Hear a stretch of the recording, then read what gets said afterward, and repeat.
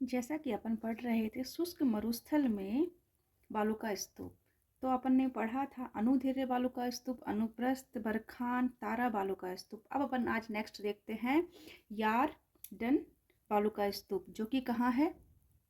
ये संपूर्ण राजस्थान में फैला हुआ है। ये लहरदार होता है, इसीलिए इसको उर्मिका भी कहा जाता है। ये लहरों की तरह होता है तो इसको उर्मिका कहा जाता है। ठीक है। फिर ये इसका जो स्थान है वो जैसे बाड़मेर, बीकानेर, जैसलमेर, जोधपुर, ठीक है, ये लगभग पूरे राजस्थान में पाया जाता है। अब अपन नेक्स्ट देखते हैं नेटवर्क बालू का स्तूप। नेटवर्क बालू का स्तूप जो लगातार बनने वाले बालू का स्तूप का जो विस्तार है ये श्री गंगानगर और हनुमानगढ़ में होता है। तो जैसे कि ये नेटवर्क की तरफ अपन को लगता है तो इसको कहा जाता है नेटवर्क बालू का स्तूप, और इसका विस्तार है श्री गंगानगर और हनुमानगढ़।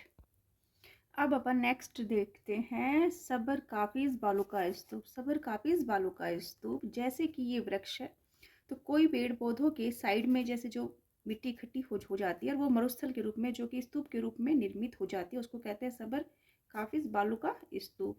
इसका जो विस्तार है वो संपूर्ण मरुस्थल है।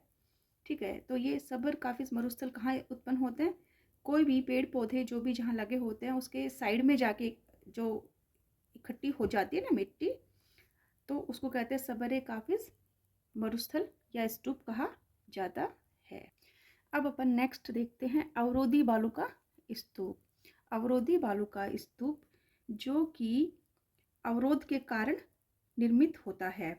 अवरोध जैसे किस किस का, पेड़ का, झाड़ी का, किसी पर्वत का, तो उसके जो अवरोध जो बीच में आ जाता है फिर उसके बाद में जो बालू का स्तूप का निर्माण होता है उसे कहते हैं अवरोधी बालू का स्तूप। ठीक है। इसके जो स्थान है देखो, जोबनेर जयपुर में, हर्ष की पहाड़ी सीकर में, पुष्कर अजमेर में और कुचा मन में।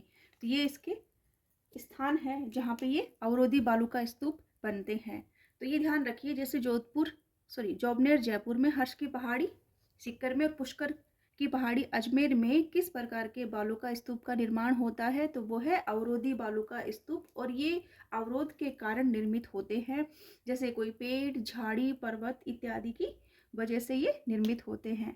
तो जैसे कि बालू का स्तूप वाला अपन टॉपिक पढ़ रहे हैं, कोई किस वजह से निर्माण हो रहा है, किसी का किसी वजह से निर्माण हो रहा है, तो कई बार इसका स्थान पूछा जाता है, जगह पूछी जाती है, किस कारण से ये निर्मित होते हैं वो पूछी जाती है, कौन से बालू का स्तूप का प्रकार है और कौन सा नहीं है ये भी पूछा जाता है। तो आप इसका ध्यान रखिएगा। अब अपन देखते हैं सबसे लास्ट में पैराबोलिक बालू का स्तूप, जो कि बरखान का विस्तृत रूप माना जाता है।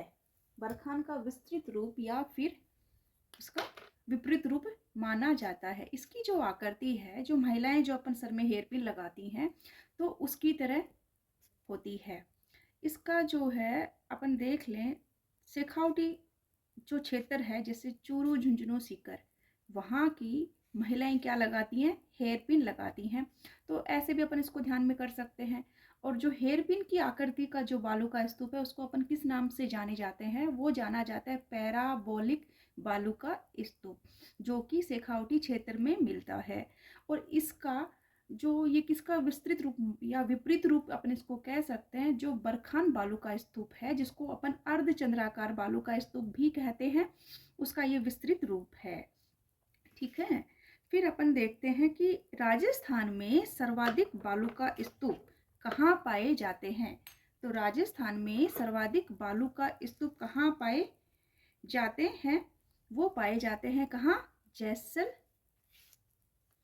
में। कहाँ पाए जाते हैं, जैसलमेर में पाए जाते हैं सर्वाधिक बालू का स्तूप। ठीक है। सर्वाधिक बालू का स्तूप कहाँ पाए जाते हैं, जैसलमेर में पाए जाते हैं। फिर उसके बाद में है, और अधिकांशतः बालू का स्तूप जोधपुर में पाए जाते हैं। सर्वाधिक पाए जाते हैं जैसलमेर में, और अधिकांशतः लगभग हर टाइप के जो बालू का स्तूप है वो आपको कहाँ मिल जाते हैं, वो मिल जाते हैं आपको जोधपुर में। ठीक है। अब इसी तरीके से अपन हर क्लास करेंगे और आप इससे संबंधित अपन नेक्स्ट जो क्लास करेंगे वो बालूका स्तूप से संबंधित जो क्वेश्चन अपने एग्जाम में आ चुके हैं तो अपन वो करेंगे। Okay, thank you.